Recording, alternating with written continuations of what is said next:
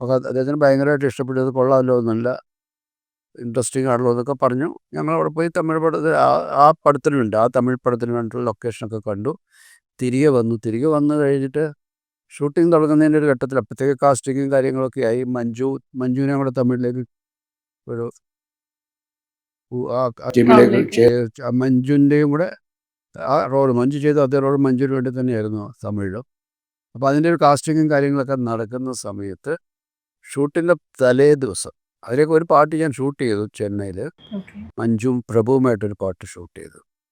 പാട്ടെന്ന് വെച്ചാൽ ഒരു ദിവസം, അത് തമിഴ് സിനിമയുടെ ഒരു രീതി എന്ന് പറയുന്നത് അവർ മാർക്കറ്റിംഗ്, അതിൻ്റെ ഒരു എന്താണ്, ഒരു ബിസിനസ് ഉണ്ടാക്കാൻ വേണ്ടിയിട്ട് അവിടെയൊക്കെ ഇങ്ങനെ ഏരിയ വൈസാണ് ബിസിനസ് നടക്കുക. തമിഴിൽ ഒരുപാട് ഏരിയകളിൽ നിന്ന് ഡിസ്ട്രിബ്യൂട്ടേഴ്സ് വരികയും ഒരു പ്രോജക്റ്റ് തുടങ്ങുമ്പോൾ അവരുടെ കൂടെ ഇൻവെസ്റ്റ്മെൻറ്റ് അല്ലെങ്കിൽ അവരുടെ